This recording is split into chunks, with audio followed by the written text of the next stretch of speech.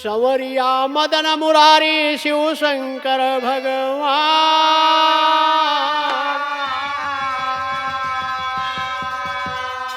अरे सरस्वती माँ करो पुकार, सरस्वती माँ करो पुकार, केवा नैया मात हमारे, तो रही हम का यह सहारे। कहूँ भगत सिंह का बयान,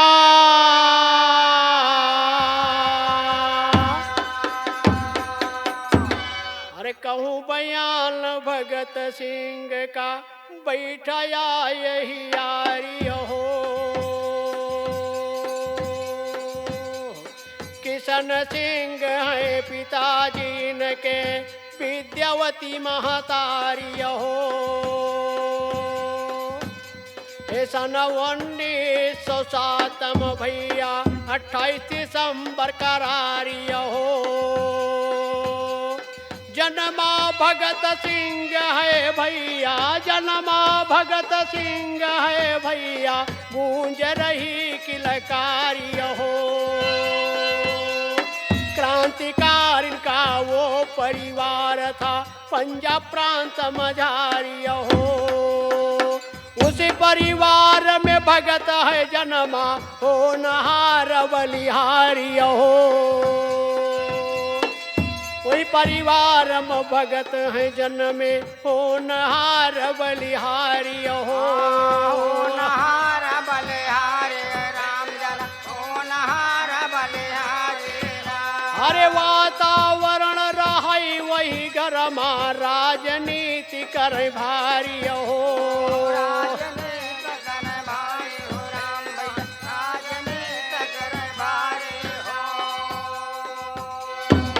शहीद आजम सरदार भगत सिंह क्रांतिकारी थे, जो हमारे देश को आजाद कराने में बहुत बड़ी अपने जीवन पर कुर्बानी दी है। लेकिन भगत सिंह जिस परिवार में पैदा हुए, आज हमारे समाज में बहुत से लोग ऐसे हैं जो चाहते हैं भगत सिंह आए, लेकिन हमारे घर में नहीं आए। किसके घर में आए? पड़ोसी के। अगर वो लड़ेगा तो उसका घर जाएगा, हमारा तो बच्चा रहेगा। ये हमारे देश के लोगों की इच्छा है, हार्दिक इच्छा है। लेकिन कहत कैसे है? भगत सिंह पैदा होता है 1907 में 28 सितंबर को। उसके पिता किशन सिंह, माता विद्यावती, बड़े खुशी मनाते हैं।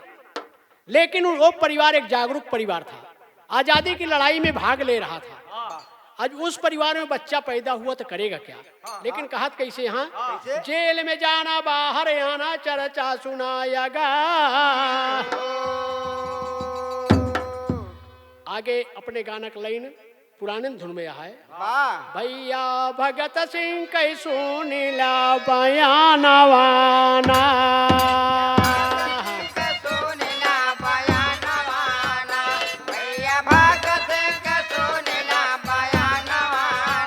हे बयानवाना, हे बयानवाना, बाबू भगत सिंह कई सुनीला बयानवाना। बाबू भगत सिंह सुनीला बयानवाना, बाबू भगत सिंह सुनीला बयानवाना। पढ़ने जाई स्कूल मझारी, सरस्वती कई बाबलिहारी। राही भगत सिंह भारी बुद्धिमानवाना, भगत सिंह भारी बुद्धिमानवाना, भगत सिंह भारी बुद्धिमानवाना। हे बुद्धिमानवाना, बुद्धिमानवाना, राही भगत सिंह भारी बुद्धिमानवाना। भगत सिंह भारी बुद्धिमानवाना, भगत सिंह भारी बुद्धिमानवाना। एक दिन अपने पिता के साथ गए हैं जलियनवाले बाग। एक दिन भगत सिंह छोटा बच्चा था, अपने पिता के साथ जलियनवाला बाग में जाता है। वहाँ बहुत सारा खून पड़ा हुआ था, वहाँ पर गोली कांड हुआ था जलियनवाले बाग में। भगत सिंह खून देखता है, अपने पिता से पूछता है, बाबू ये क्या बात है, ये किसका खून है? अरे बोले, बेटा यहाँ बहुत से किसान मर गए हैं, उनको मार डाले हैं अंग्रेजों ने। तब भगत सिंह वहाँ की मिट्टी एक बोतल में भरकर अपने घर लाता है, वाह खून से लथपथ मिट्टी अपने घर लाता है, उसकी पूजा करता है। ये तब कहते हैं क्या भैया, एक दिन एक अपने पिता के साथ गए जलियन वाले बाग, देख पाड़ा रहा है खून कई निशानवाना। खून का निशानवाना, देख पड़ रहा खून का निशानवाना। हे निशानवाना, हो निशानवाना, देख पाड़ा रहा है खून कई निशानवाना।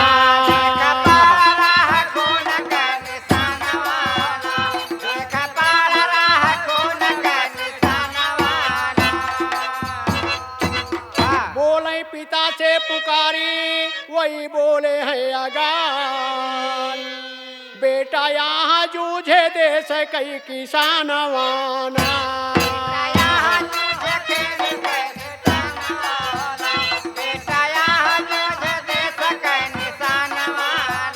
हे किसानवाना, हे किसानवाना, बेटा यहाँ जूझे केस कई किसानवाना।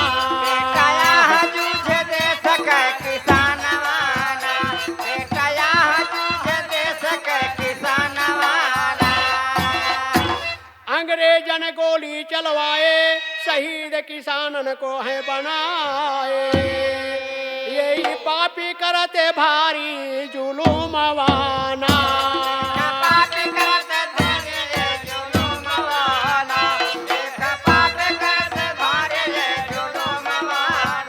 हे जुलूमवाना, हे जुलूमवाना, ये नहीं पापिन करते भारी है जुलूमवाना।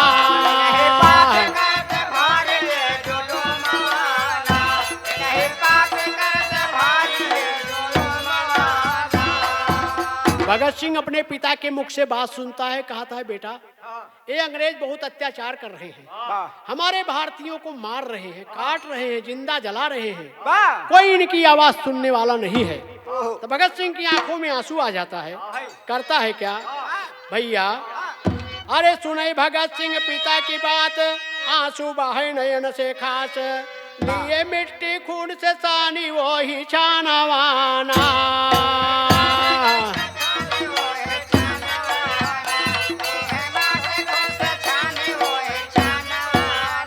वही छानवाना, वही छानवाना, लिए मिट्टी खून से सानी वही छानवाना।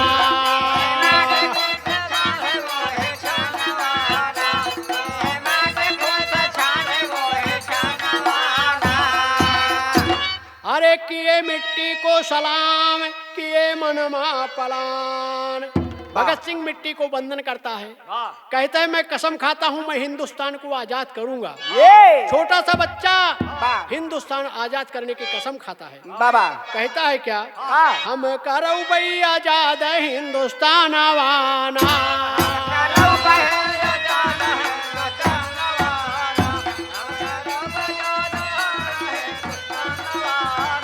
हिंदुस्तान वाना, हिंदुस्तान वाना, हम करो भाई आजाद हिंदुस्तान वाना।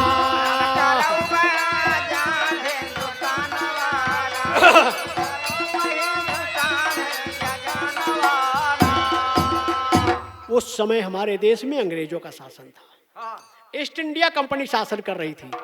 1907 में भगत सिंह पैदा होते हैं, अंग्रेजों का फुल पावर में सरकार थी हिंदुस्तान पर।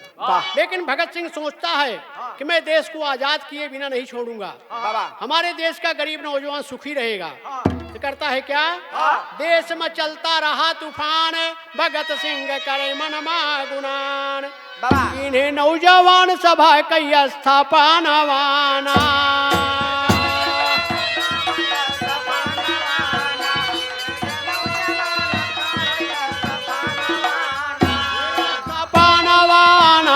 स्थापनवाना, किन्हें नौजवान सभा कई स्थापनवाना।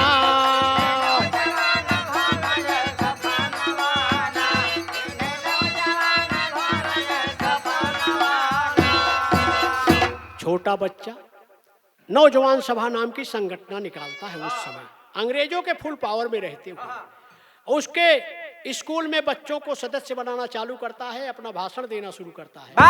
कहते हैं क्या, उसके सदस्य बनावे भाई जनता जनता में बतलाए, अरे सब क्यों संगठित होवा माना कहाँ नवाना,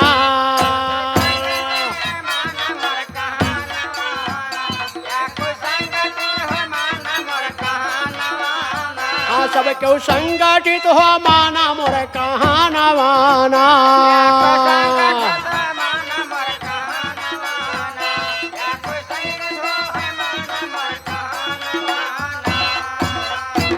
आवा सब क्यों साथ हमारे, इन्हें दिखाऊं दिन में तारे। कहता है अंग्रेज मुट्ठी भर है, हमारे देश में इनका शासन कितने दिन चलेगा, आप लोग इकट्ठा होइए, इनको हटा के रहेंगे। आओ सब क्यों साथ हमारे, इन्हें दिखाऊं दिन में तारे, इनकलाब जिंदाबाद बोले लाला नवाना।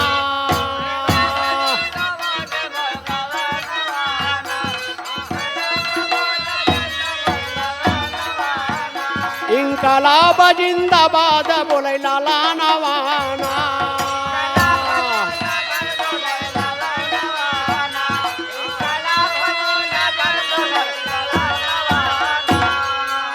इनकलाब का नारा लावई जनता में करई प्रचार, पंचो अंग्रेजन के गाड़ी गई नया नवाबा।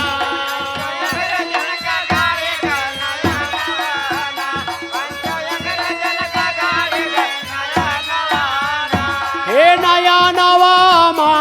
नया नवामा भैया अंग्रेजन के गाड़ी गा नया नवामा।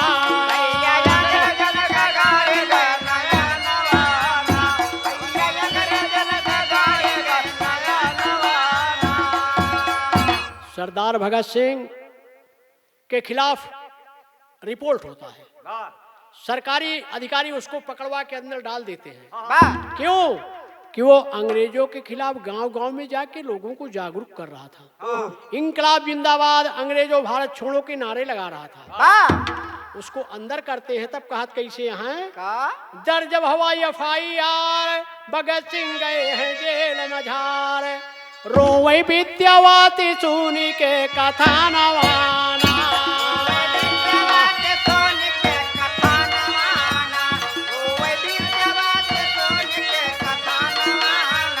हे कथा नवाना, हे बयानवाना, रोवे विद्यावती सुनी के बयानवाना।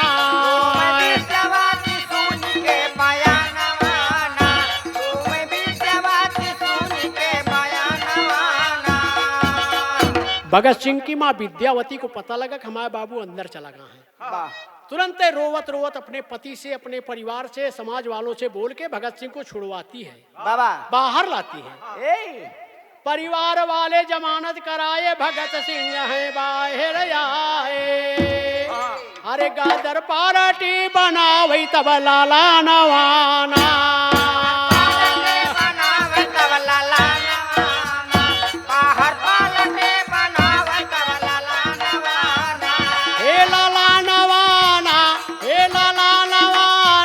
गादर पार्टी बनावई तब लाला नवाना।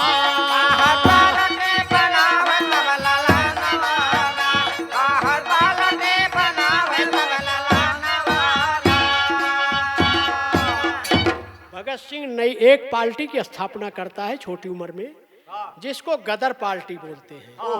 भैया गदर पार्टी की स्थापना भगत सिंह करता है। आज हमारे देश में पार्टी की कमी नहीं ना, जितना मनई यहाँ उतनी पार्टी है। नेता भले न हो लेकिन पार्टी जरूर है, और पार्टी के नाम पे एक सदरीधारी नेता जरूर होए गांव में। भैया वही तरह भगत सिंह पार्टी स्थापित करता है और देश में घूमता है। बतावत कैसे हैं भैया, जन जन में करनवा भगत सिंह, जनता में जाके ऐलान करता है कि भाइयों आप लोग घबराइए मत, मैं आप लोगों के साथ हूँ, आप लोगों को आजाद करूंगा मैं। लेकिन अपने गाना का लाइन हुआ है, भैया हो का? अरे नई झुलनी की छैया बलमा दोपहरिया बिताइला हो नई झुलनी के छैया बलमा दोपहरिया बिताइला हो नई झुलनी के छैया बलमा दोपहरिया बिताइला हो हाँ नई झुलनी की छैया बलमा दोपहरिया बिताइला हो नई झुलनी के छैया बलमा दोपहरिया बिताइला हो नई झुलनी के छैया बलमा दोपहरिया बिताइला हो इसी धुन में भगत सिंह कहता है जनता में अरे जन जन मैं करई लनवा भगत सिंह देशवा आजाद करब हो जन जन जनमा कराए लनवा भगत सिंह देशवाय जान करब हो जन जनमा कराए लनवा भगत सिंह देशवाय जान करब हो हाँ जन जन मैं करई लनवा भगत सिंह देशवा आजाद करब हो जन जनमा कराए लनवा भगत सिंह देशवाय जान करब हो जन जनमा कराए लनवा भगत सिंह देशवाय जान करब हो अरे लुटई अंग्रेज बाबू देश कई खजनवा लुटई अंग्रेज बाबू देश कई खजनावा लुटाया अंग्रेज बाबू देश के खजनावा हाँ देश कई खजनवा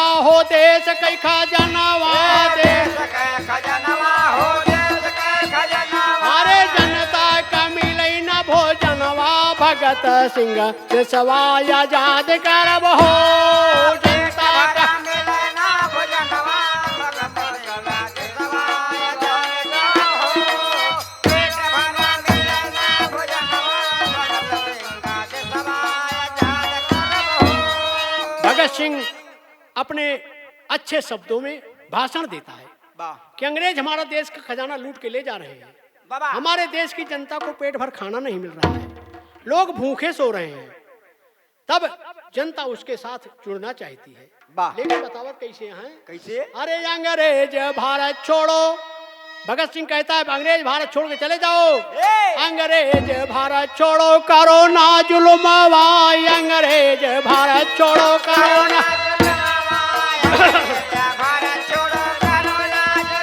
हाँ करो ना जुल्मवा हो करो ना जुल्मवा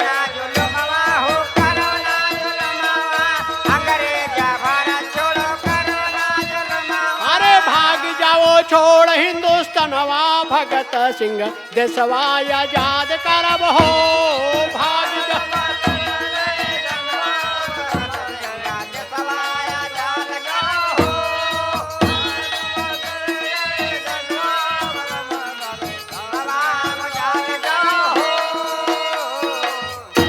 कहता है अंग्रेजों भारत छोड़ दो भाग जाओ यहाँ तुम्हारे कुशल नहीं है और क्या कहते हैं अरे जोश भरा भाषण दिए मोर्चा निकालई जोश भरा भाषण दिए मोर्चा निकाल हाँ मोर्चा निकालई हो मोर्चा निकालई जोश भरा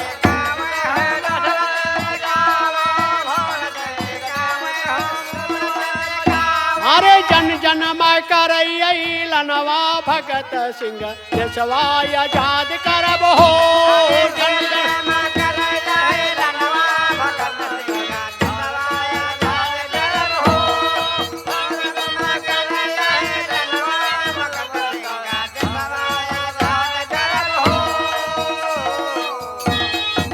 जगह जगह कार्नर मीटिंग आज जैसे प्रधानी का चुनाव आया है हर गांव में चर्चा चलती है कि भाई प्रधान के लड़े जहाँ 80 के है वहू ला गया है होड़ जहाँ 80 नहीं वहू ला गया है होड़ उसी प्रकार उस समय अंग्रेजों का शासन इतना सिर चढ़ गया था लोग गली मोहल्ले में चर्चा करते थे कि अंग्रेजों को कितनी जल्दी हटाया जाए भगत सिंह हर गली हर मोहल्ले में भाषण दे रहा है लेकिन कहते हैं क्या भैया अंग्रेज भगत अंग्रेज आर्डर देते हैं इस बच्चे को अंदर करो इसको बाहर मत घूमने दो भैया अंग्रेज भगत कली पकड़ाई, अंग्रेज भगत कली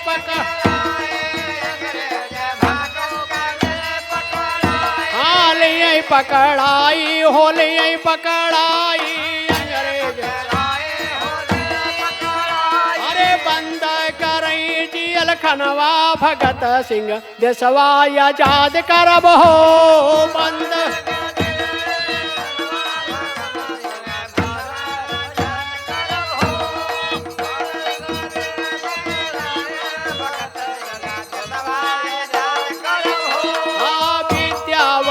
सुन के दुखी भाई मनवा, विद्यावती सुन के दुखी भाई मनवा। अरे विद्यावती सुन के दुखी भाई मनवा, विद्यावती सुन के भाई मनवा।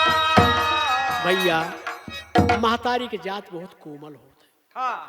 सुनी हमारे बेटवा बंद होई का फिर बेचारो धावे लागी, चाहे जे कई महतारी हो। माता का दिल बहुत कोमल होता है। विद्यावती जैसे सुनी हमारा बाबू पकड़ा गया है, फिर यहाँ उहर धावे लागी। वही समय एक गाँव, वही गाँव में साधु आए गए।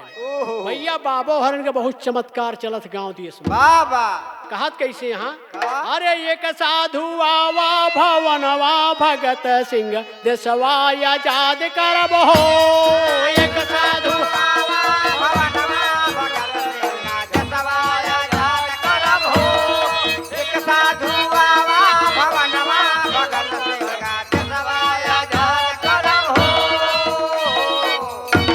गांव में साधु आए, सुनी से इनके बेटवा बंदा है। बाबा गए दुआरे पे, महतारी तुरंत दौड़ के आई, हे बाबा हे बाबा, अरे हमारे बाबू कैसे छूटे, हमका कोनो रास्ता बताओ। लेकिन भैया गाना का लाइन बदलत यह है, कहत कैसे हैं। अरे मोरे या नारी बलमा, हे मोरे या नारी बलमा, वैसे जिया ना हमारी वही नारी बलमा।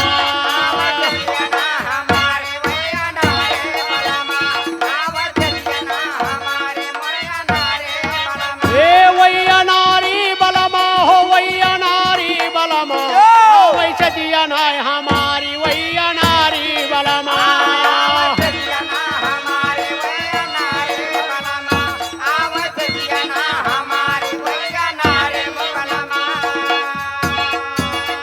ये तो धुन थी।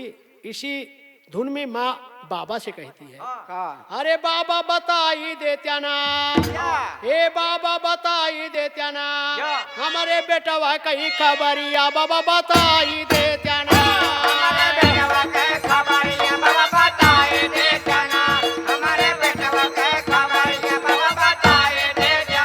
हमारे बाबू कहीं खबरिया बाबा बताई देत्या ना।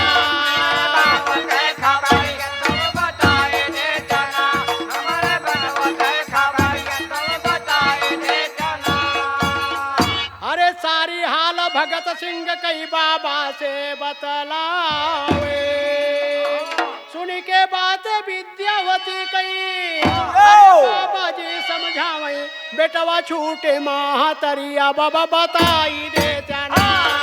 छोटे महतरिया बाबा बताई देत्या ना, छोटे महतरिया बाबा बताई देत्या ना। हाँ बेटवा छूटे महतरिया बाबा बताई देत्या ना।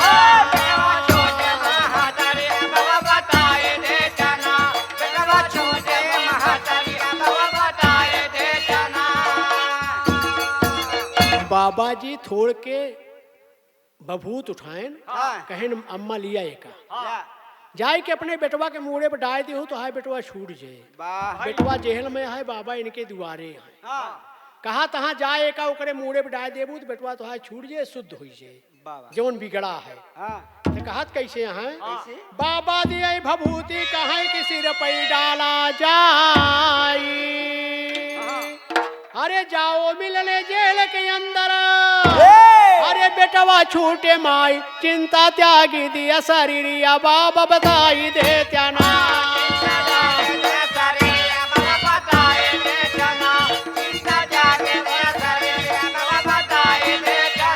चिंता त्यागी दिया शरीरिया बाबा बताई देत्या ना।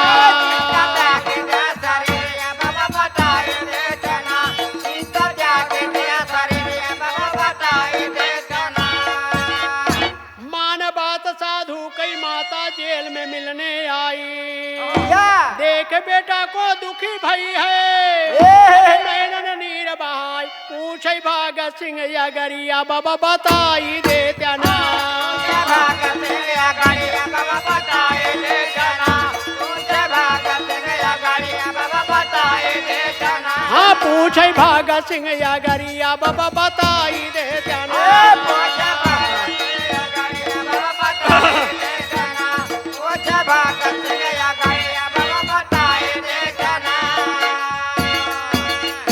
शहीद हिंदुस्तान जिसको कहते थे। भगत सिंह अपनी माँ को देखकर कहता है माँ क्या बात है तू काहे को रो रही है? अरे मेरे लिए मत रो, मेरे लिए पूरा हिंदुस्तान रोएगा। तू यहाँ मेरे को मिलने मत आया कर। भगत सिंह बोलते हैं माँ यहाँ मत आया कर, तू आती है तो मुझे बड़ा दुख होता है। तो कहती है क्या? सारी बात बताए माता भगत सिंह कहलाई, मान बात बेटवा विद्यावती, अरे कहाँ लगी समझाई बेटवा माना हमारी बतिया बाबा बताई दे जना बेटवा माना हमारी बतिया बाबा बताई दे जना बेटवा माना हमारी बतिया बाबा बताए दे जना।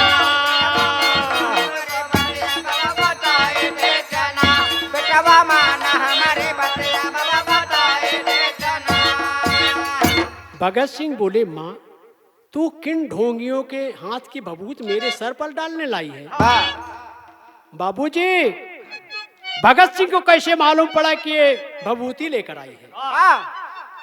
भगत सिंह अपनी माँ को कहते हैं माँ तू भभूति जो लाई है मेरे सर पर मत डाल। तब किसके सर पर डालेगी वो? बोलते माँ मेरा छोटा भाई कुलदीप सिंह है, उसके सर पे तू जाके अपनी भभूति डाल, वही तेरे साथ रहेगा। तब कहत कैसे यहाँ भैया? अरे कहाँ है भगत सिंह है मोरी माता माना बात हमारी, अरे यह भभूति अरे कुलदीप सिंह के ऊपर डाला जाई, वो नहीं रही है तोरे संघरिया बाबा बताई दे जाना तोरे संघरिया बाबा बताए दे जना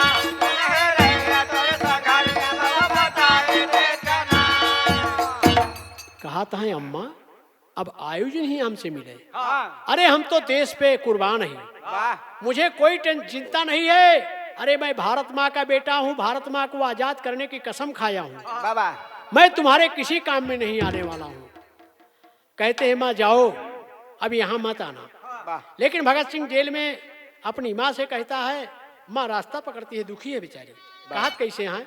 अरे हम तो देशवा आजाद करब माता परन कीन महतारी, अरे ऐसे बचनिया सुनई विद्यावती दुखी हुई घरवासी धारी ना।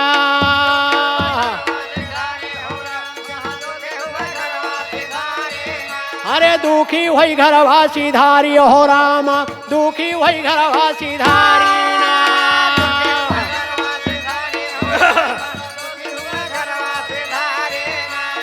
अखंड पाठ करवई महतारी ज्योतिषी का है पुकारी ना।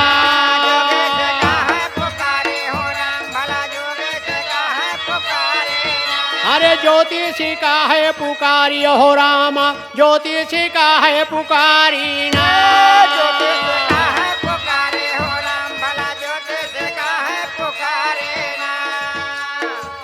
हमारे गांव में जो संपन्न लोग रहते हैं या केहू बीमार उमार रहा तो कहा पाठ वाठ कराई दिया दादा जी स्वर्ग जाए। भगत सिंह की माँ अपने बेटे को छूटने के लिए पाठ कराती है। बाबा ज्योतिषी आते हैं पाठ करने के लिए, तो मातारी कहती है हे बाबा कौनो ये पाठ करे है माँ बाबू जहरिया से छूट जावे, अजवनी उल्टा पलटा काम करतवा अंग्रेजन के खिलाफ का जिन करे। लेकिन ज्योतिषी क्या करेंगे? ऐसी बचनिया सुनई विद्यावती बाबू दुखी वही घरवासी धार, अरे अखंड पाठ करवई महतारी ज्योतिषी का है पुकारी ना।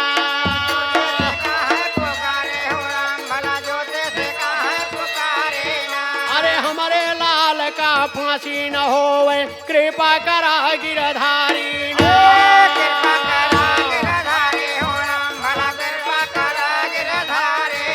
अरे कृपा करा गिरधारी हो रामा, कृपा करा गिरधारी।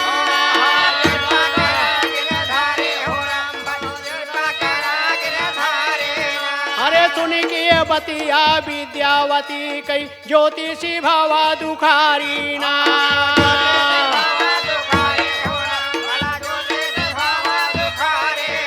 अरे दीन बांधो दुनिया की मालिक न्याय करा यही बारी ना।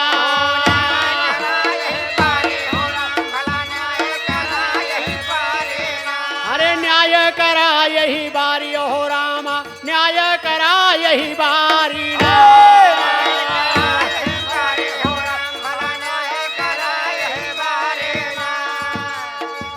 ज्योतिषी कहता है भगवान इस महतारी के साथ न्याय करना। मैं क्या करूं? मैं अपनी अर्जी आपसे लगा रहा हूं कि इस महतारी के साथ न्याय करना। लेकिन महतारी चाहती है कि मेरे बेटे को फांसी ना हो और बेटा चाहता है कि मुझे देश के लिए बलिदान देना है। इसका मतलब बेटा फांसी पर चढ़ने को तैयार है। तो प्रभु मैं क्या कर सकता हूँ? जो तेरे निगाह में आई वही करना है। ज्योतिषी करता है भगवान के सामने पूजा, लेकिन कहत कैसे हैं? अरे दीन बंधु दुनिया के मालिक न्याय करा यही बारी। अरे माता चाहती बाई फांसी न हो वही बेटा चाहत बा करारी ना।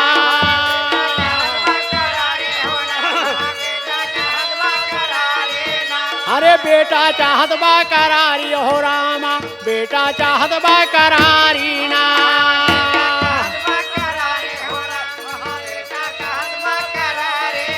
अरे सच्चे बादशाह न्याय तुम्हें करना जो आवे नजरा तुम्हारी ना।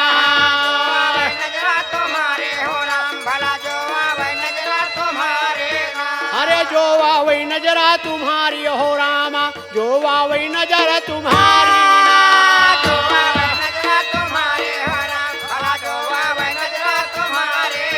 अरे बनने गाई है जेल में माता कहाँ भगत सिंह पुकारी ना।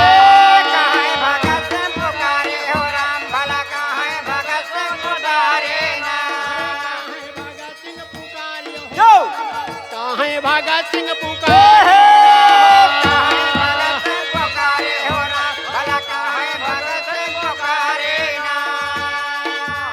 महतारी का पूजा पाठ अखंड पाठ खत्म भा। ओकरे बाद गई अपने बेटवा से मिले कुछ आशीर्वाद दिए। भगत सिंह कहा था अम्मा अरे तोहरे गुरु महाराज तो तुहाई एप्लीकेशन फेल कर दे तू कहती रहो कि कौनो ऐसे प्रार्थना कर हमारा बाबू छूट जाए और तोहरे गुरु महाराज तो ऊपर वाले छोड़ दे हैं। अब बूढ़ा विद्यावती सोचत यहाँ कि एका पता कैसे लाग जाता है। बाबूजी आश्चर्य की बात है भगत सिंह को जेल में बैठे बैठे कैसे पता लग जाता है कि हमारे यहाँ का होता है माँ मातारी का कर दिया है। विद्यावती यही विचार में है। भैया गाना का लाइन बदलती है आपकी बात गुरु साहेब न माने आर सिंह मिशिला सवारी। अरे राम सोचती बा माई विद्यावती सोच रही है। अरे सोचती बा माई सुन के लालन कई बचानिया सोचई माई।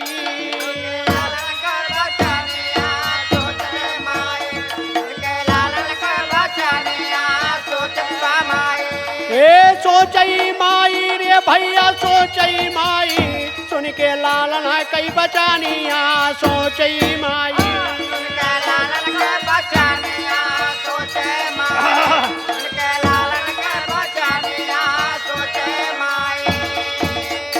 अरे चकित भाई माता सुन के लालन कई बचानवा।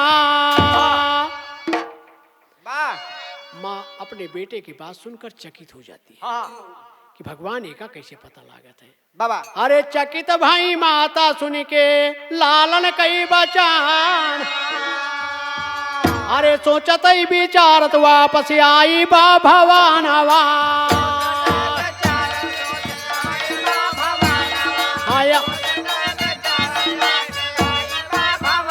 आई बा भवनवा बाबू आई बा भवानवा।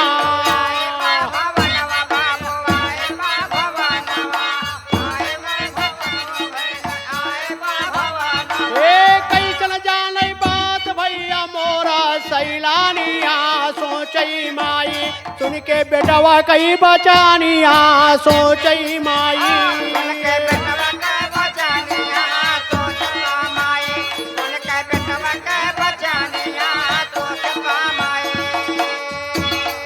महतारी टेंशन में आ कि हमारे बेटौना का पता कैसे लागत कि हम का करते ही गौना माँ। यह सोच के बेचारी चुप बा, लेकिन कहत कैसे हैं? अरे गौआ माँ एक सहेली कहाँ समझाई बाबा अरे बड़े लड़के कई तू कुर्ता देती पहिनाई।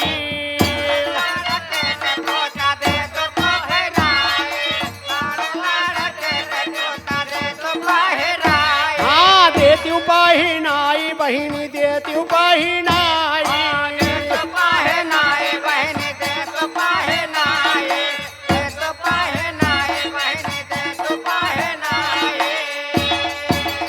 गाँव में तमाम जोगा टुकटा चलत है। कहत यहाँ रे दीदी तुहार बेटवा इतना बदमाश हो गया है, अपने बड़के बेटौना का अगर कपड़ों को पहरा दे तू चाहे सुधरिन जा, सब कहा थे ना कहीं सुधर जाए कहीं। हाँ भैया महतारी के जात जे जौने बतावत हुए करत, लेकिन कहत कैसे हैं? अरे काबू माई आए माना हमारी बचानिया सोचई माई सुन के लालन कई बचानिया सोचई माई।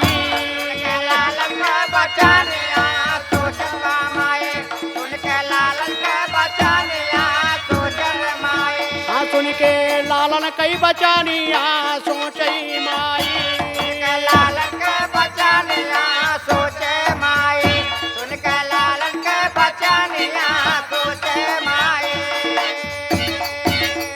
जब पता पाई कि ओके कपड़ों पहरा दे तो सुधर जाए, बहुत खुशी भई।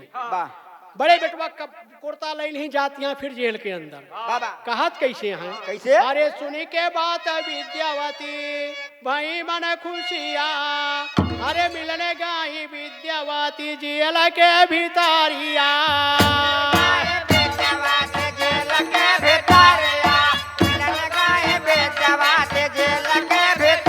हाँ जेल के भितरिया भैया जेल के भितारिया। भैया जेल के भितारिया भैया जेल के भितारिया। ए माता मिलने जेल गाई यादवली कहीं बनिया सोचई माई सुन के लालन कहीं बचानिया सोचई माई। लालन के बचानिया सोचे माई सुन के लालन के बचानिया सोचे माई।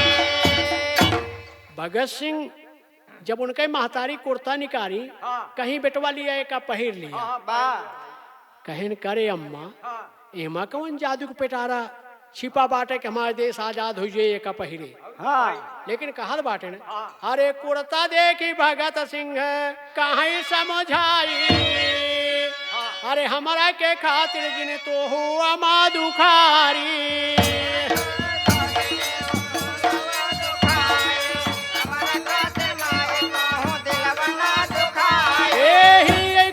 हम ना पहिरब माना मोरी बचानिया सोचई माई सुन के बेटवा कई बचानिया सोचई माई।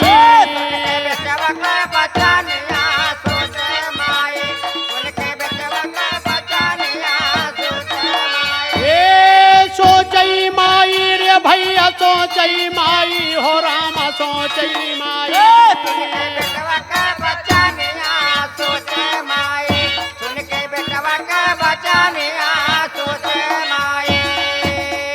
अरे दुखी माता गई बाबू अपने भवानवा एक कुर्ता पहरे से जवाब दे देना कहें तू दुखी हुआ हिया जिन आवा करा दुखी हुए के बरे तू आवत तो तुम्हारी परेशानी बढ़ जाता जा अब जिन लौटियो। लेकिन भैया विद्यावती के लौटा देता जेल से। कहत कैसे हैं? अरे दुखी माता गई बाबू अपने भवानवा यारी जमानत भाई छूटा बाला लानवा।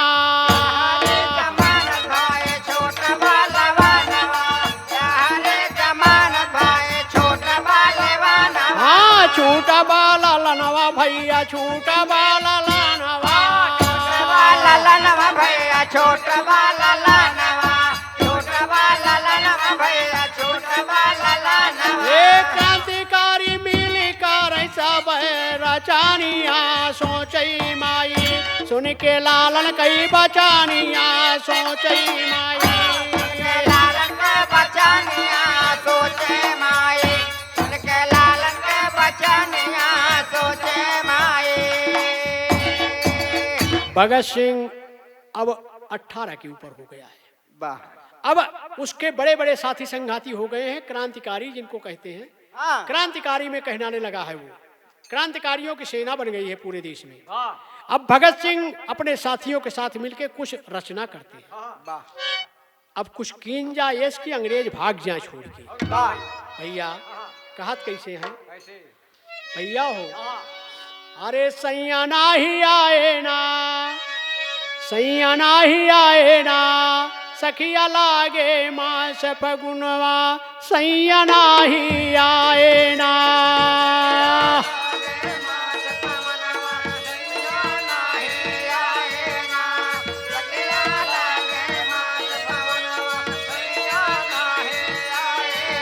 ए सैया नाही आए ना, सजनवा नाही आए ना।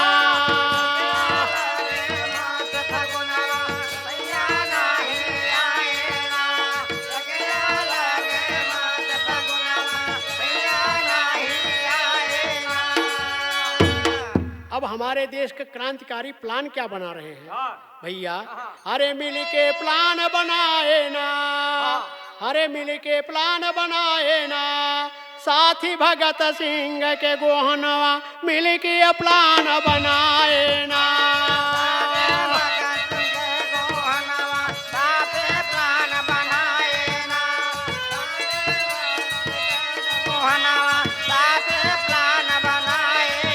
हे मिल के प्लान बनाए ना, साथी भगत सिंह के गोहनवा मिल के प्लान बनाए ना।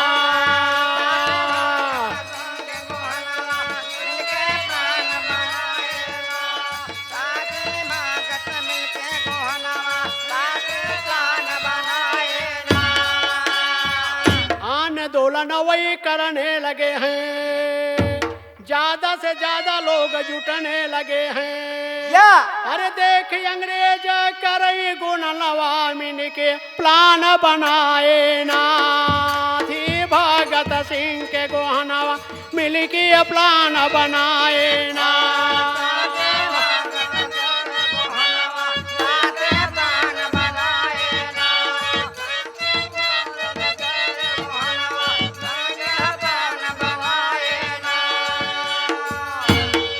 इनकी जो रचनाएं हैं, जो प्लान है, खतरनाक मोड़ पर पहुंच गया है। कहते हैं क्या? गणेश शंकर विद्यार्थी सुखदेव राजगुरु, आंदोलन वो नहीं बनाए हैं जुझारू। अरे दुर्गा विद्या भैया, दुर्गा भाभी क्रांतिकारी भगवती चरण की औरत थी।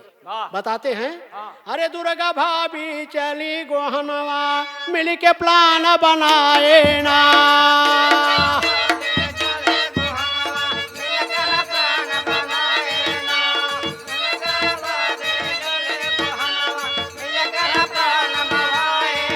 हे मिल के प्लान बनाए ना, दुर्गा भाभी चली गोहनवा मिल के प्लान बनाए ना।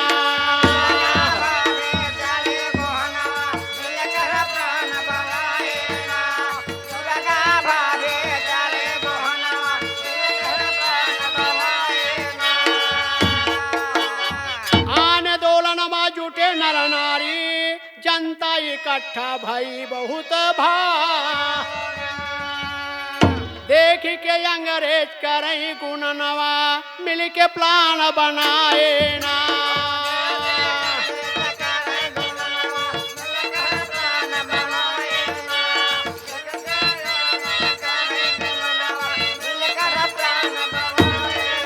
हे मिल के प्लान बनाए ना, देख के अंग्रेज करई गुणनवा मिल के प्लान बनाए ना।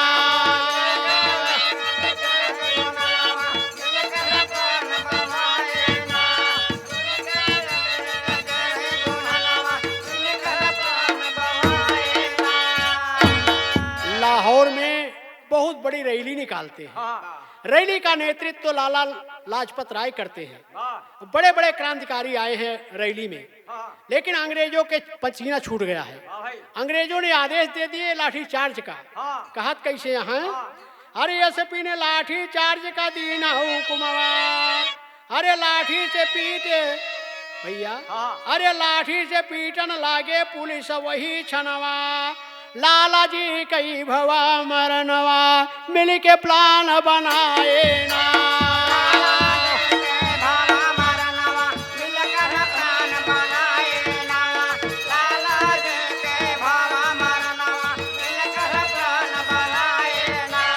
लाला जी कई भवा मरनवा मिल के प्लान बनाए ना।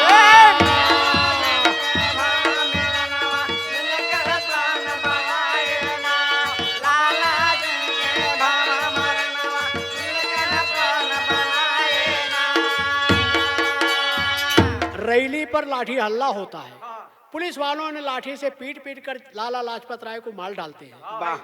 तब क्या होता है भैया, लाला लाजपत राय मरी गईले, देखी सब क्रांतिकारी दुखी भईले, लाला जी कई किए कफनवा मिल के प्लान बनाए ना। लाला जी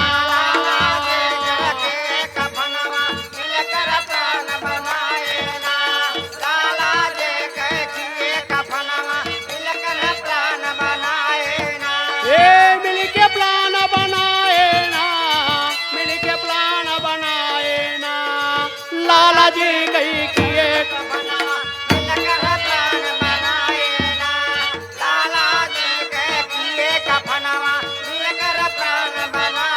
ना। क्रांतिकारी चढ़वड़ का एक रास्ता दिखाने वाला मार्गदर्शक अंग्रेजों ने पीट कर मार डाले। सब क्रांतिकारी मिलके उनका अंतिम संस्कार करते हैं, सब वहाँ कसम खाते हैं। लेकिन अपने गाना का लाइन कैसे बाय भैया हो, हाँ झूलनी का रंग साचा हमार पिया, झूलनी का रंग साचा, झूलने का रंग साचा हमार पिया, झूलने का रंग साचा हमार पिया।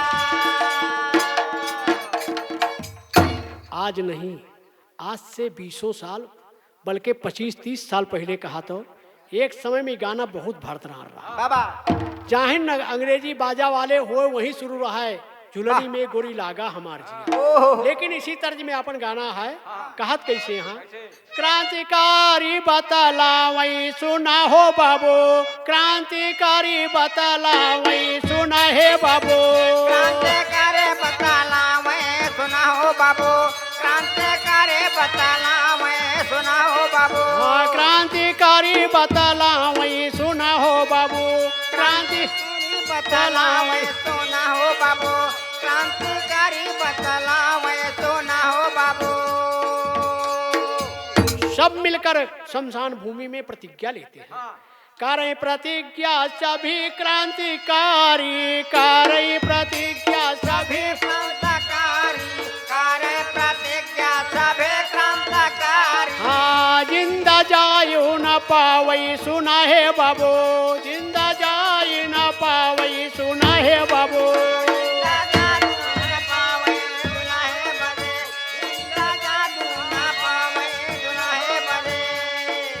कसम खाते हैं कि जेम्स स्कॉट जो एसपी था, सुपरिंटेंडेंट साहब पुलिस, ये हिंदुस्तान से जिंदा अमेरिका नहीं जाना चाहिए, इसको यहीं पर कफन दफन करेंगे। करते हैं क्या, अरे जेम्स स्कॉट कई करी जा बधनवा, जेम्स स्कॉट कई करी जा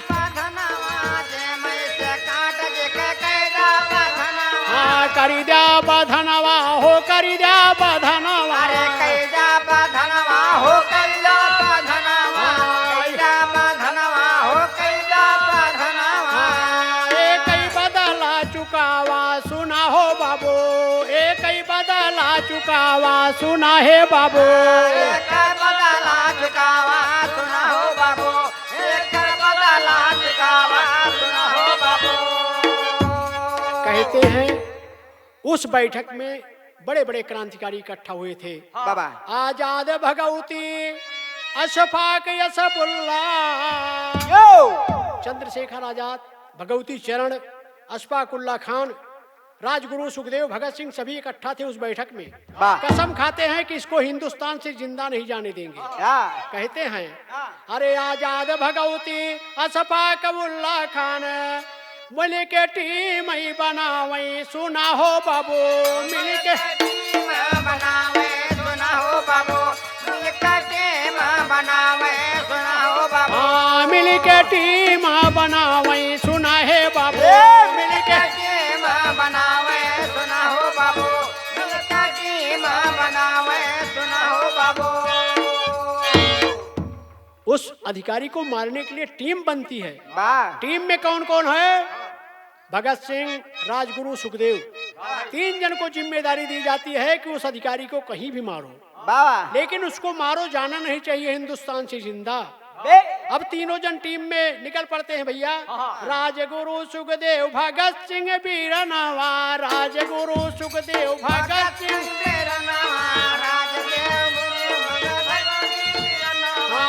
टीम शामिल हो वही, सुना है बाबू टीम शामिल हो वही, सुना है बाबू।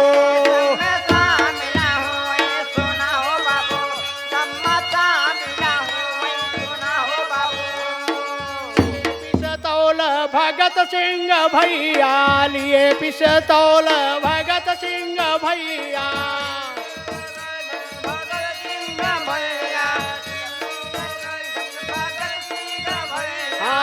तीनों रहिया तकावई, सुना है बाबू तीनों रहिया तकावई, सुना है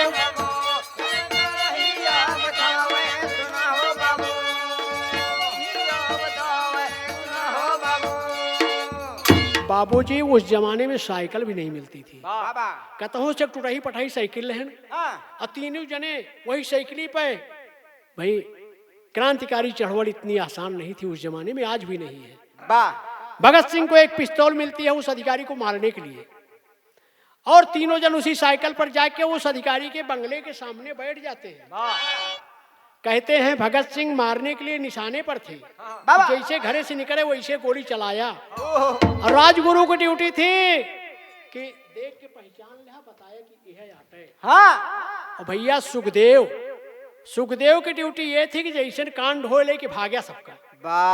अब तीनों जन की ड्यूटी टाइट है, लेकिन भैया कहत कैसे हैं? कैसे? अब तीनों जने अपने अपने ड्यूटी पे कायम हैं। बाबा भैया हो हरे राम निहारे रहिया, हे भैया अरे तीनों रहिया निहारना। तीनों जने बैठ के ओकरे घरे के सामने रास्ता देखा था कब निकले। अरे तीनों रहिया निहारना, बैठे वही के घर के बाहरिया, तीनों रहिया निहारना।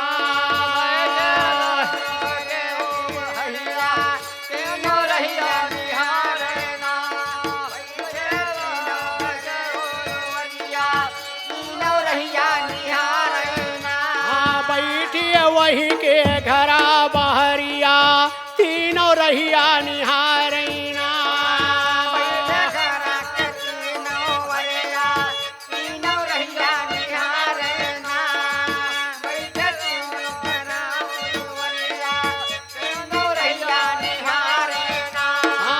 साइकिल लिए सुखदेव निहारई, साइकिल लिए सुखदेव निहारई।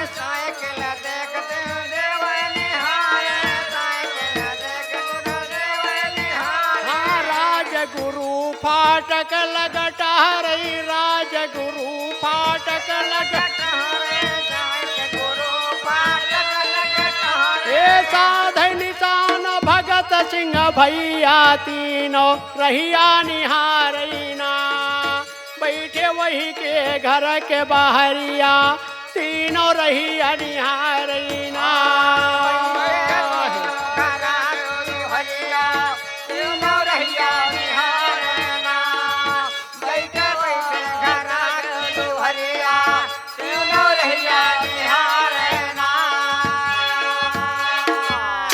तीनों जन बैठे हैं, देख रहे हैं क्यों तो निकल रहे।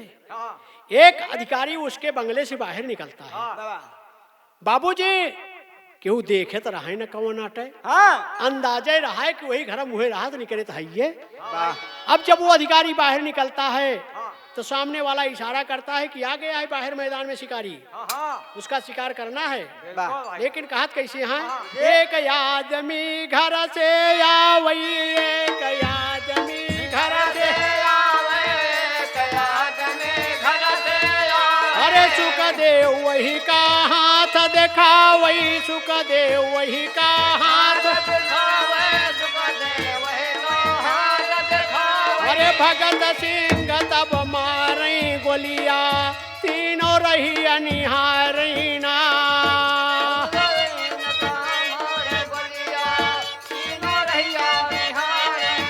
हाँ तीनों रही अनिहारी ना, तीनों रही अनिहारी ना। बैठे वही के घर के बाहरिया, तीनों रही अनिहारी ना।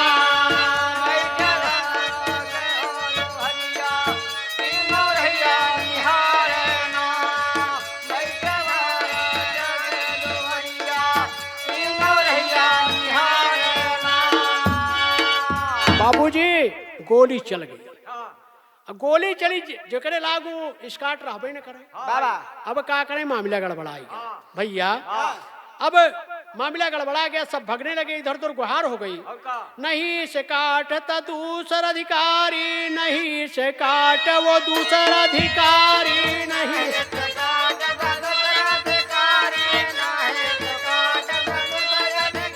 अरे नहीं पहचान पाए गोली दिए मारी, नहीं पहचान पाए गोली दिए मारे, नहीं पहचान पाए गोली दिए मारे। अरे भगदड़ मच गई चारूवरिया, तीनों रही अनिहारी ना।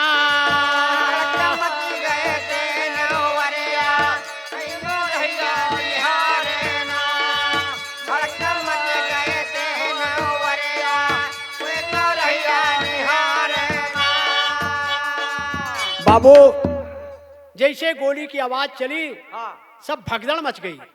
लोगों को लगा क्या हो गया, क्या हो गया। और जकरे गोली लागू गिर गए, लेकिन जकरे लागे के रही हुई नहीं कर भाई न भाई। अभी नहु 3 जने के भागे के पड़ा पे जान लेके।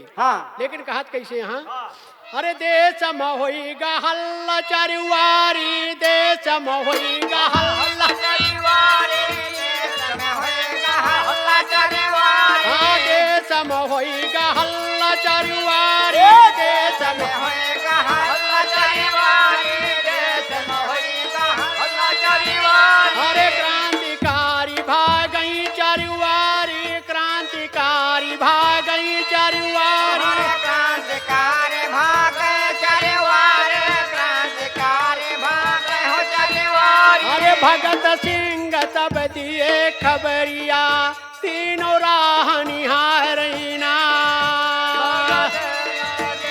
खबरिया तीनों राह निहारना, खबरिया तीनों राह निहारना। भगत सिंह इसके बाद एक घोषणा करते हैं। क्या घोषणा थी? उन्हीं दिनों कहते हैं बनारस में कांग्रेस का अधिवेशन चल रहा था। भगत सिंह घोषणा करता है, हमारे देश को पूरा आजाद होना, बाबा हमको आधी अधूरी आजादी नहीं चाहिए। अंग्रेज भारत छोड़ दो, हमारे देश को छोड़ दो, हमको पूरी आजादी चाहिए। तब ये बात आग के जैसे पूरे देश में फैलती है। कहत कैसे यहाँ भैया, पूरा आजाद करा हिंदुस्तानवा, पूरा आजाद करा हिंदुस्तान, एक इंच भूमि रहे न गुलामवा, एक इंच भूमि रहे न गुलामवा।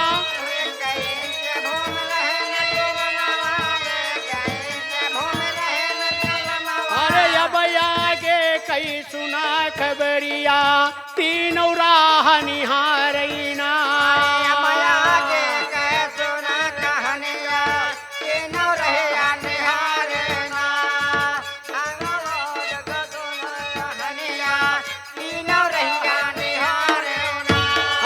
बैठे घरे के वही के बाहरिया, तीनों राह निहारी ना।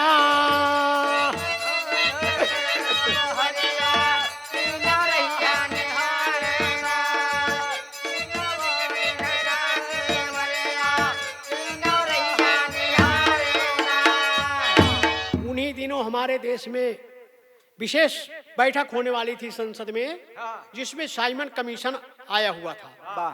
साइमन कमीशन लावई भारत मझरिया, करई का लागू रहा संसद भीतरिया। जैसे आज हमारे देश में किसानों के विरुद्ध कानून लाए गए हैं, किसान आंदोलन कर रहे हैं, कोई सुनने वाला नहीं है। उस समय साइमन कमीशन आया हुआ था जो कि भारत से हकालना था। तो जाके संसद में इन्होंने क्या किए भैया, अरे क्रांतिकारी किए तैयारिया, तीनों रही अनिहारीना।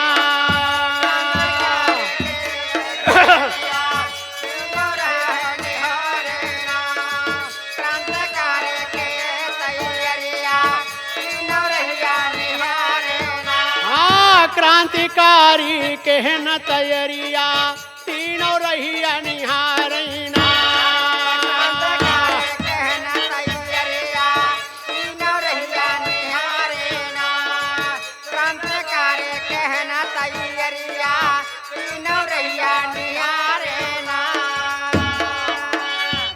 क्रांतिकारियों की तैयारी है, लेकिन यहाँ देश में साइमन कमीशन लाने के लिए संसद में बैठक हो रही है, लेकिन अपने गाना का लाइन बदलती बा भैया हो। कहवा के खैरा रे चुनवा, अरे कहवा के मघई पान, कहवा कई वो खली, मुसरवा कुटेला धान, कहवा कई वो खली, मुसरवा कुटेले धान, कहवा के वो खरी, मुसरवा कुटेले धान, कहवा के वो खरी। हाँ, मुसरवा कुटेला धान, कहवा कई वो खरी, मुसरवा कुटेले धान, कहवा के वो खरी, मुसरवा कुटेले हो धान, कहवा के वो खरी। ये सवाल कि कहवा के खैरा रे चुनवा, कहवा के मगई पान, लेकिन इसका जवाब है अरे सतना के खैरा रे चुनवा, अरे महुबा के मगई पान, उनने कई वो खरी, मुसरवा कुटेला धान, उनने कई वो खरी, मुसरवा कुटेले धान, उनने के वो खरी, मुसरवा कुटेले धान, उनने के वो खरी। हाँ, मुसरवा कुटेला धान, उनने कई वो खरी, मुसरवा कुटेले धान, उनने के वो खरी, मुसरवा कुटेले धान, उनने के वो खरी। यही तर्क गीत है। अरे राजगुरु सुखदेव भगत सिंह, अरे संसद दरमियान अंग्रेज भारत छोड़ो, अरे संसद में कर ऐलान अंग्रेज भारत छोड़ो।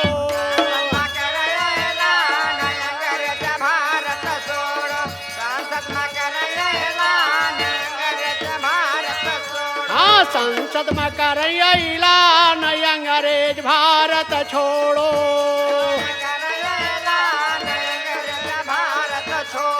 संसद में कर ऐलान अंग्रेज भारत छोड़ो। अरे हैंडबिल फेंकन, गोली चलायन, जोर जोर दिए बयान, अरे भारत छोड़ के भागो, नहीं तो बची है न जान, भारत छोड़ के भागो। न बचे हैं जान, अंग्रेज छोड़ के भागो, नहीं न बचे हैं जान, अंग्रेज छोड़ के भागो। हाँ, नहीं तो बची है न जान, भारत छोड़ के भागो। न बचे हैं जान, भारत छोड़ के भागो, नहीं न बचे हैं जान, भारत छोड़ के भागे। अरे पकड़ा गए वही संसद के अंदर, अरे बंद किए जेल दरमियान, पूछई मजिस्ट्रेट सच सच कह सिर।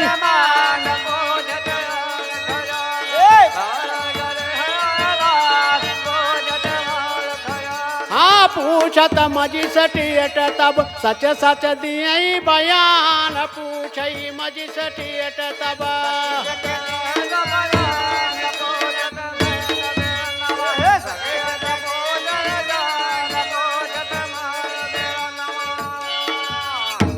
संसद में फायर करते हैं, हाँ। हैंडबिल फेंकते हैं, पकड़े जाते हैं। वाह। कहते हैं हम भागने के लिए नहीं आए हैं, हाँ हमको भागना नहीं है, किसी को मारना नहीं है, वाह भाई हमको केवल साइमन कमीशन वापस करना है, हाँ। अंग्रेजों को हिंदुस्तान से विदेश भगाना है। वाह ये सुनकर उनको तीनों को अरेस्ट करते हैं, हाँ। जेल में डाल देते हैं। हाँ। उसके बाद जेल में जब मजिस्ट्रेट पूछता है तो कहते हैं साहब हाँ हम कोई चोर चक्के नहीं, हम क्रांतिकारी हैं, वाह भाई हमको हर सुविधा मिलनी चाहिए जो वीआईपी लीडर को मिलती है। हाँ क्या मिलती है? हाँ। उस समय कुछ भी नहीं मिलती थी। हाँ उस समय हिंदुस्तान में नेता नहीं थे जिनको कागज कलम मिलता था। हाँ लेकिन भगत सिंह कहता है हाँ। भैया हाँ अरे जेल में सब ही क्रांतिकारी नहीं कहें, सब क्रांतिकारी कहते हैं हाँ अरे जेल में सब ही क्रांतिकारी कहें, हम नेता है श्रीमान, कहा था हमका वीआईपी सुविधा दो।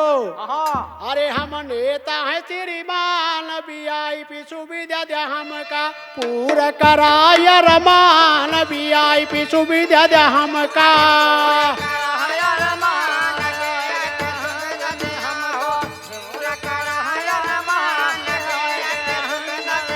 हाँ पूरा कराय रमान, वीआईपी सुविधा दे हमका।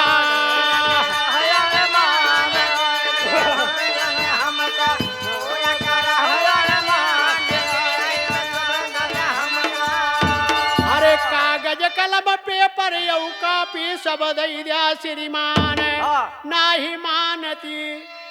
कहते हैं अगर मांग नहीं मानोगे तो अनशन पूरा रहेगा भैया। अन्न त्याग आंदोलन शुरू हुआ था जेल के अंदर। अरे नाही मांग जब मन ब्या, अनशन चालू श्रीमान, नाही मांग जब मन ब्या।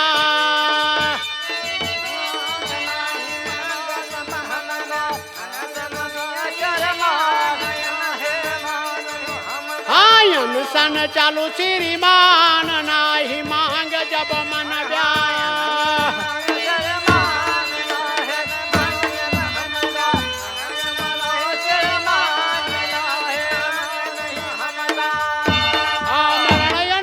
शुरू भवा अंग्रेज भय परेशान, अरे जबरन करई, उन पर जबरदस्ती करते हैं खाने पीने के लिए, पानी पिलाने के लिए, मारो सालो खाना खिलाओ इनको। कहते हैं क्या अरे करें जबरदस्ती उन पर, मारे पीटे करे परेशान, करें जबरदस्ती उन पर।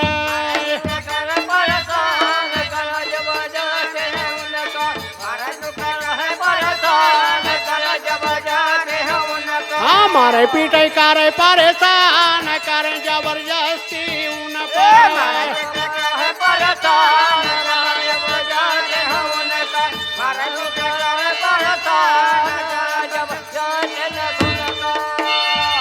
नहीं छूटता अनशन उनका, कितने भय दिन परान। कितने कैदी मर जाते हैं भूख से, लेकिन आंदोलन नहीं बंद होता है। तब क्या होता है 100 दिन में मांगे पूरा भाई भैया, 100 दिन में पूर्ण हुआ वीआईपी सेवा देने के लिए। जो आज हमारे देश के नेताओं को सेवा मिलती है, कागज कापी, अच्छा बिछैना, ओढ़ना, गद्दा, ये सब भगत सिंह की मांग है उस समय की। वही मांग आज इनको मिल रही है, ये नई मांग नहीं कह पाए। लेकिन कहते हैं क्या अरे 100 दिन में पूरा मांग भई, सब कुछ मिला श्रीमान, 100 दिन बाद पूरा भय।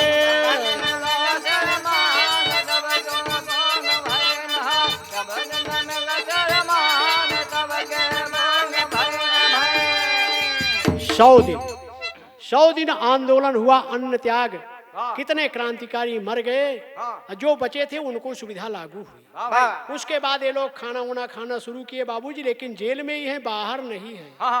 तो कहते हैं क्या अरे राम भारत देश माँ, हे भैया भारत देश माँ, करते अंग्रेज जुलूमवा भारत देश माँ।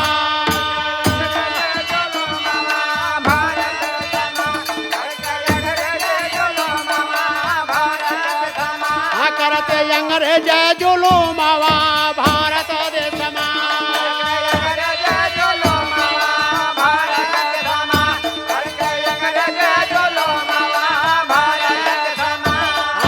चलती रही केस सुना आगे कई खबरिया,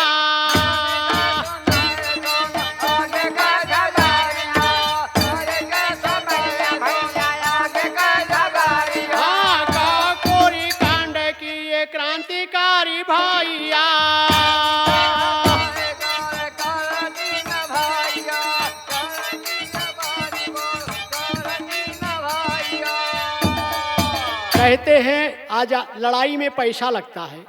क्रांतिकारियों के पास पैसा नहीं था, हमारे देश का पैसा विदेश जा रहा था। तब क्रांतिकारियों ने काकोरी कांड किए जिसमें सरकारी खजाना लूटा गया। वो खजाने के बाद जो क्रांतिकारियों के हाल हुई, अंग्रेज पुलिस हाथ धो के पड़ गई इनके पीछे। कहते हैं क्या भैया, अरे बम हम तैयार किए बोला है ललानवा, भारत देश मा भारी हो तई बाजुलू मवा, भारत देश मा भारी हो तई बाजुलू मवा, भारत देश मा भारी हो तई बाजुलू मवा, भारत देश मा भारी हो तई बाजुलू मवा, भारत देश मा। सरदार भगत सिंह कोर्ट में बोले साहेब हम कोई चोर चक्के नहीं हैं, हम बम बनाते हैं और बम चलाते हैं। बम कैसे बनता है आपको हम बताते हैं। कोर्ट के अंदर खड़ा होके पूरे बम बनाने के सूत्र वहां से बताता है पूरे देश को। कहते हैं क्या, अरे कोर्ट में भैया, अरे कोर्ट में बम सूत्र भगत सिंह बतावई, अरे देशवा में जन जन तक खबर पहुंचावई।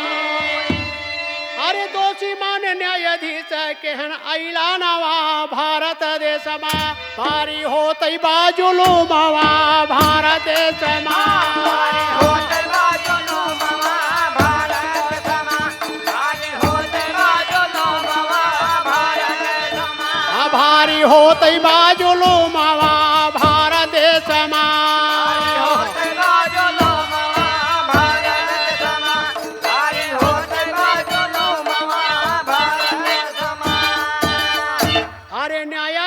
सजा देना फांसी कई सुनाई। राजगुरु सुखदेव भगत सिंह को न्यायाधीश बम बनाने के और संसद में गोली चलाने के दोषी मानकर फांसी की सजा सुनाता है।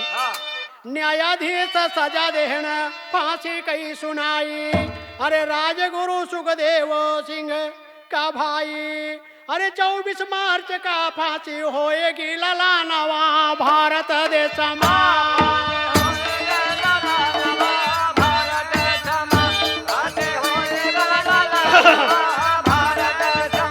फांसी होएगी ललानवा, भारत देश मा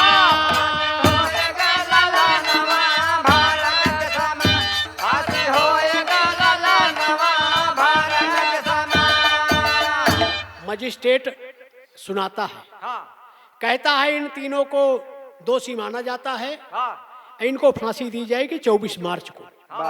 लेकिन बाबूजी पेपर में धड़ाधड़ खबर छपती है कि 24 मार्च को हिंदुस्तान के 3 क्रांतिकारियों को फांसी दी जाने वाली है। पूरे देश जागरूक हो गया है। अब देश में केवल तूफान आ गया है, कोई संभालने वाला नहीं है। तो कहते हैं कि अपने गानक लाइन यहाँ भैया, अरे फांसी होए ना, हे भैया फांसी होए ना, विद्यावती सुने खबरिया, फांसी होए ना,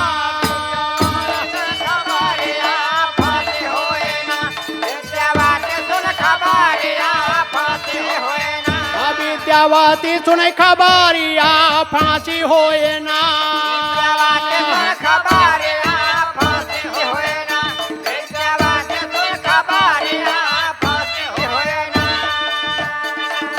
अरे मिलने गई है भगत सिंह से भगत सिंह कई माता। कहा थी यहाँ हमारे बेटवा की जान पड़ता है, फांसी हुई है, बहुत दुखी है माँ। जाती है मिलने के लिए, लेकिन भगत सिंह क्या कहता है, अरे मेरे लिए यहाँ सुना बहाना सुन ले हमारी माता, नहीं तो हंसी है सारी दुनिया, फांसी होए ना,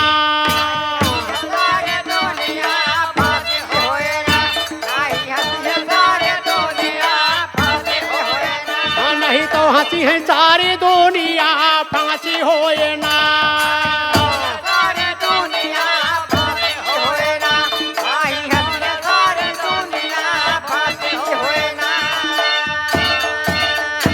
समझा बुझा के विद्यावती को नहीं भवन पठाए, अरे मचा तूफान देश के अंदर, अरे शासक हैं घबराए, हल्ला होएगा जग मझारिया फांसी होए ना जग माझारिया फांसी होए ना अल्लाह होएगा जग माझारिया फांसी होए ना हाँ हल्ला होएगा जग मझारिया फांसी होए ना जग माझारिया फांसी होए ना अल्लाह होएगा जग माझारिया फांसी होए ना पूरी दुनिया में हलचल हो गई है। हाँ सब लोग धिक्कार रहे हैं अंग्रेजों को बाबा कि तुमको 3 बच्चों से खतरा है।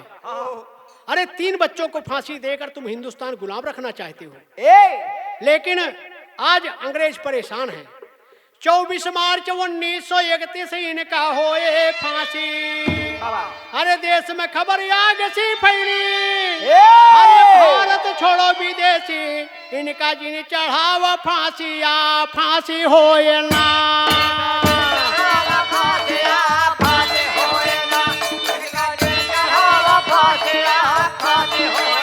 हाँ इनका जिन चढ़ावा फांसिया फांसी होए ना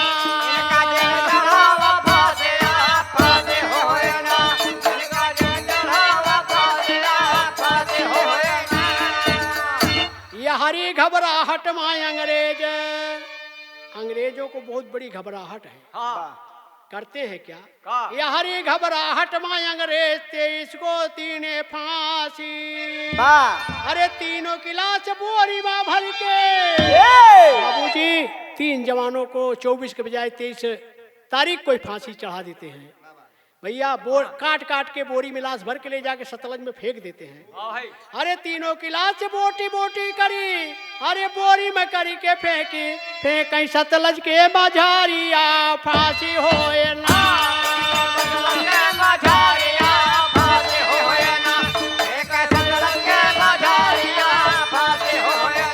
फेंकी सतलज के मझारिया फांसी होए ना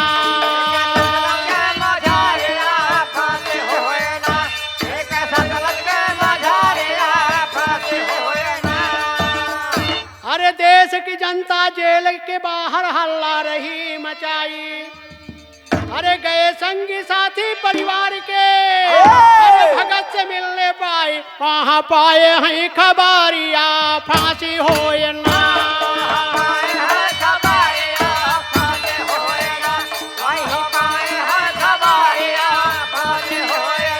वहाँ पाए वही खबरिया फांसी होए ना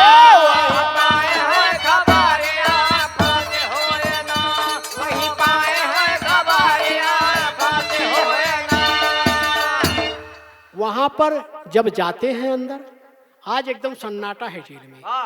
आज कोई पुलिस वाला पहरे पर नहीं है। जाते हैं पूछते हैं भैया आज हमको मिलना है हमारे लड़के से, कल उसकी फांसी है।